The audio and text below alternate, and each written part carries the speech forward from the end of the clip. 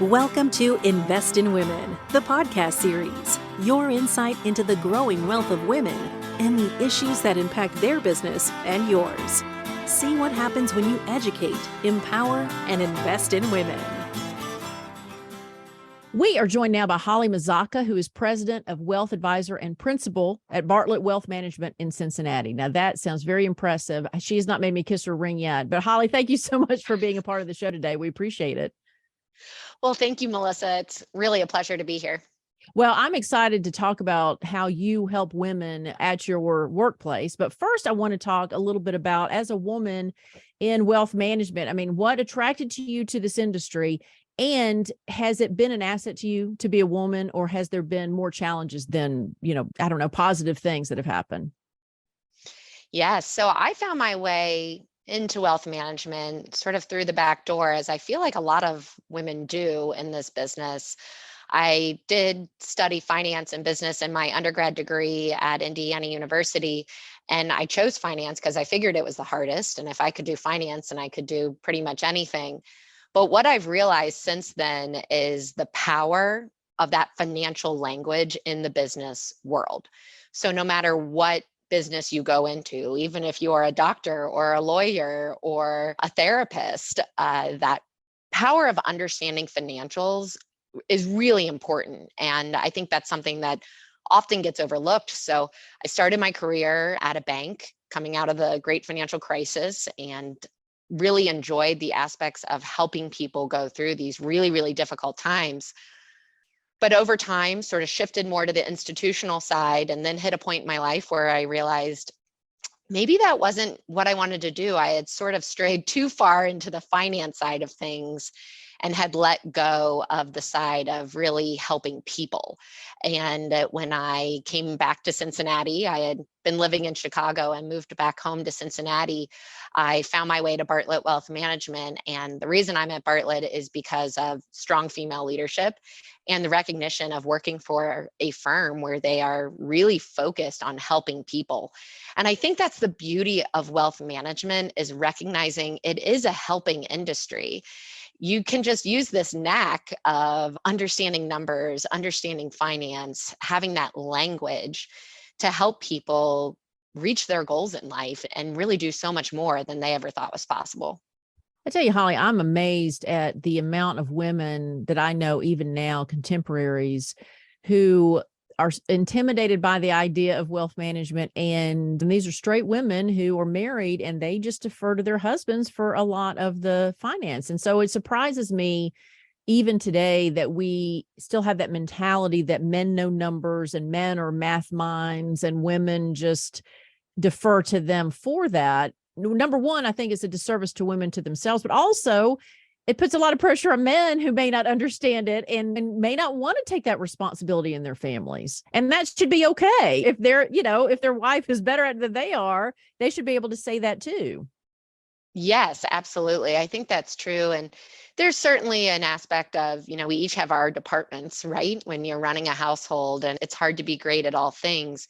But really recognizing the power of the combination of two family members coming together to run a household together and to have a deep understanding of this. And what I have found is, if these conversations aren't happening around the dinner table, then oftentimes they're not happening because our school system just doesn't focus on this. You might get one elective, I see every now and then, that a middle schooler or a high schooler has one elective on personal finance, but we're really not training our younger generations to take ownership and control of their finances.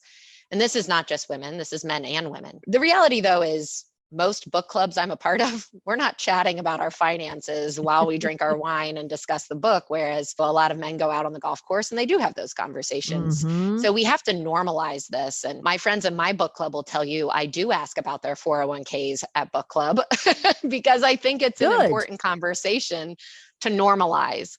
And that's our goal at Bartlett, is to help normalize these conversations. And it doesn't have to be a trip to the dentist. It can be a lot of fun, especially when you realize the goals that you're accomplishing. So for a lot of our clients, men, women, it doesn't really matter. They may not really care to talk about inflation and Jerome Powell and the inverted yield curve and valuations on stocks and bonds.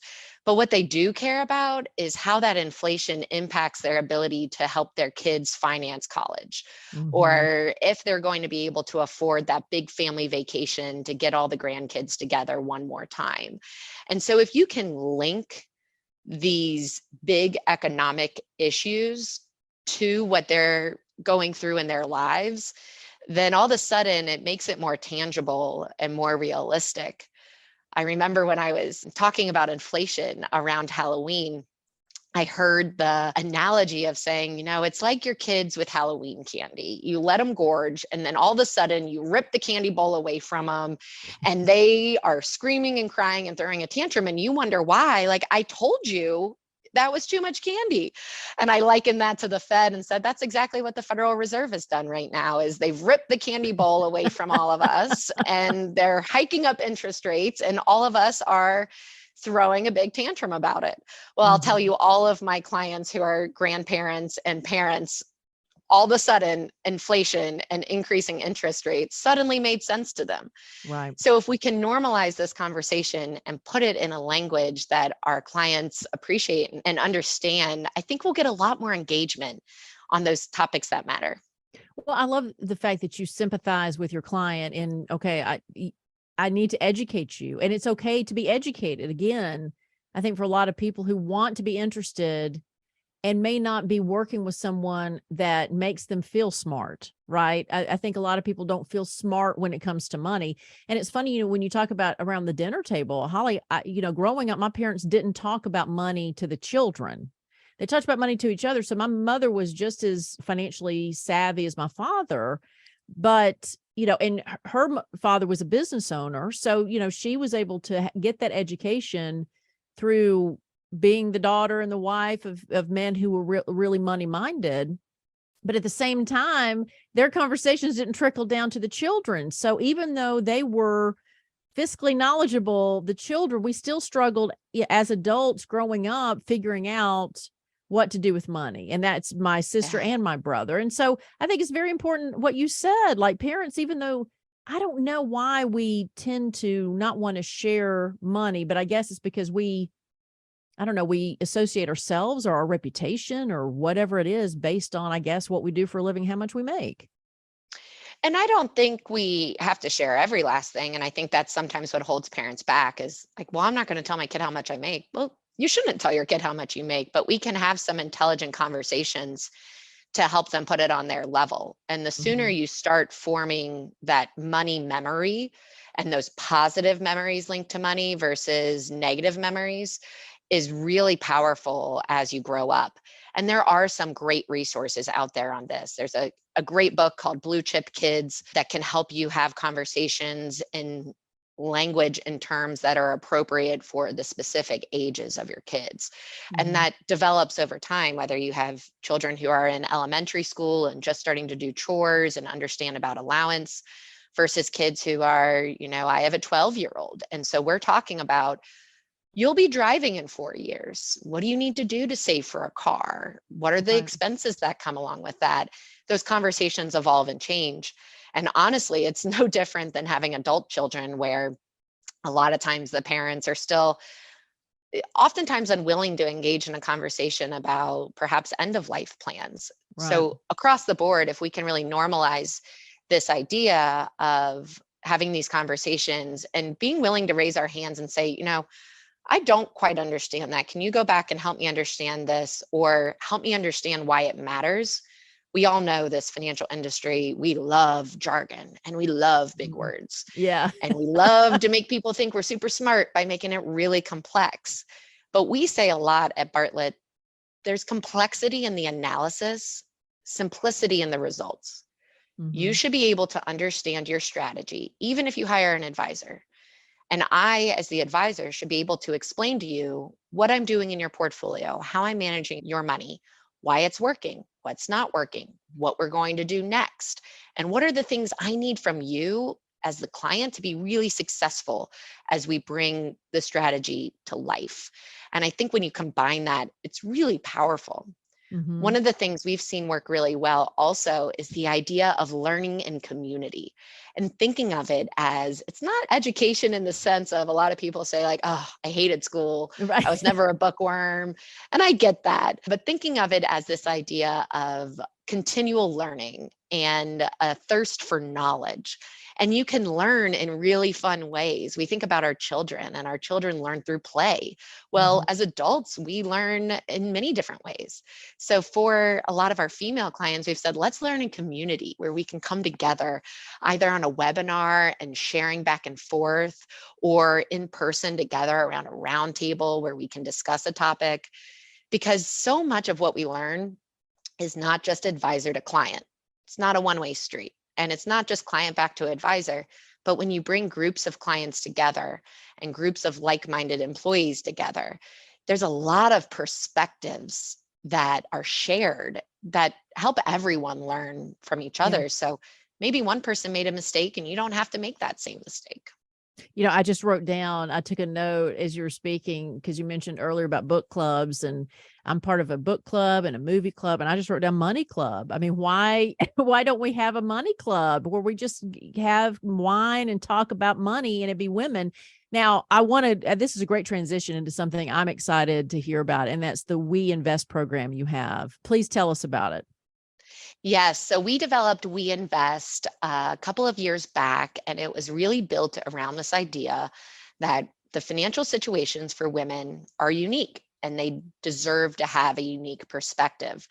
And a lot of it comes from this perspective of wanting to learn in community, wanting to go deeper. And there's a lot of misperceptions out there when you look at the perspectives of the female investor, where people say, oh, female investors are risk averse. And we don't believe that. When we looked at our clients, when we really dug into the analysis, went a step beyond, when we did our focus groups and surveys, what we found is women weren't risk averse. They just wanted more information. They just felt like they didn't have that full suite of information. So being willing to really sit and have a longer meeting and answer all those questions and leave that space for someone to think and digest before you just blow past onto the next topic is critically important. One of my favorite books is How Women Decide. It's by Therese Houston. And in that, she talks about this idea of women aren't necessarily risk averse, but they are risk alert. And that can make women really great investors. But we have to give ourselves time, and we have to give others time. And this is really, I believe this is for men and women, anyone who's really newer to that financial realm where they haven't had this responsibility before and they're coming into this for the first time. We have to give ourselves the time and the permission to take a little bit longer to really learn these things and to digest them and understand how they apply to us. So We Invest is all about sharing in community, building connections, learning those technical things that create that language of finance that I talked about earlier, but also creating that connection and warmth where we feel like we have someone to turn to. And maybe that's not always our best friend, or maybe it's not always our family, but having someone who's maybe been through a similar situation where you can build on that together. And now, and you tell me in your research if this is correct, because as I heard you talk about women needing more information about investing, to me, sometimes I think that is my best decisions as a woman is when I can emotionally connect to whatever it is. It goes back to what you said, Holly, earlier about when a woman knows what her strategy is with her financials, connecting it to that trip, connecting it to that, whatever it is she wants at the end of the line.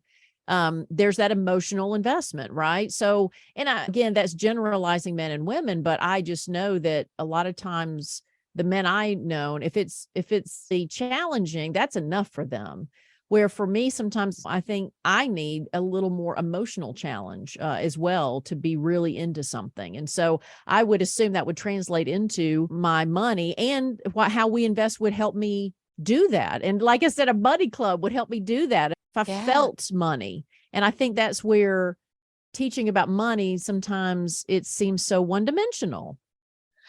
One-dimensional is a really good word because I agree with you that women enjoy that emotional connection. And that's why linking it to those things that matter most to them and spending the time to get to know your clients, where you can pick up on those cues, where all of a sudden you can say, let's keep this long-term goal out there of going on the dream vacation where you take all the grandkids and your kids to that ranch in Wyoming you've been dying to go to.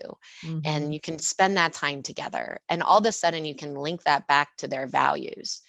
So really working through this roadmap of wealth where it's not just money for the sake of money. It's not just stacking chips for the sake of stacking chips or to be able to talk about it at a cocktail party.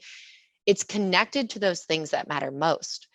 And what I find and what the research would support, and Therese Houston talks about this in the book, How Women Decide, is there really is this two-pronged approach. Women naturally do lean into the emotional intelligence where we recognize cues in the room, and that can actually help make everyone better, which is a big argument for getting more women into this industry and working in diverse teams to better serve our clients. On the flip side of that, sometimes when women say, oh, I just listened to my gut, it was intuitive, we should check that a little bit, because what the research finds and what I've recognized in my own life is what I say is intuition. I've actually probably talked to 15 people about it. I talked to my business leader group. I talked to my executives at the office. I shared it with my husband. I talked to my mom about it. I ran it past my book club, and maybe all in different ways. But then a month later, I feel comfortable with the decision and I say, it just feels right. Well, it feels right because I did a lot of research on it. And so I feel good about that at the end. So this combination of being willing to do that intellectual hard work and data-driven analysis, but then pair it with that emotional recognition and that connection to what matters is so cool. And it just is, that's where the magic starts to happen, is when you can bring those two together. Oh, yeah. And it would get a lot more women involved, right? And not, like you said, the lack of knowledge and the lack of even know where to begin. I think women talk themselves out of doing anything because they just don't know where to start. So when it comes to We Invest or anything else we've talked about, is there somewhere that people can go to find out more information about it? Absolutely. Our website, www.bartlett1898.com, has information on We Invest on there. And that's a great place to get started. We have all of our webinars and old blogs up there too. We are coming up on our 125th anniversary at Bartlett, which is pretty amazing to celebrate this year. And I think back to just how much has changed for women in this industry and for my clients over that period of time, and the power of supporting and uplifting women in our economies is really powerful. So together we all win. It's, as I said before, it's not just women, but it's really a very powerful combination of supporting multi-generational growth in families. Well, when somebody's really passionate about what they do, it's contagious. And so, Holly, thank you so much for being a part of the show today. And thank you for what you do. Thank you for listening to Invest in Women, the podcast series. Your insight into the growing wealth of women and how to attract and retain your female clients and help scale your practice. Learn more by subscribing to this podcast or visiting fa-mag.com.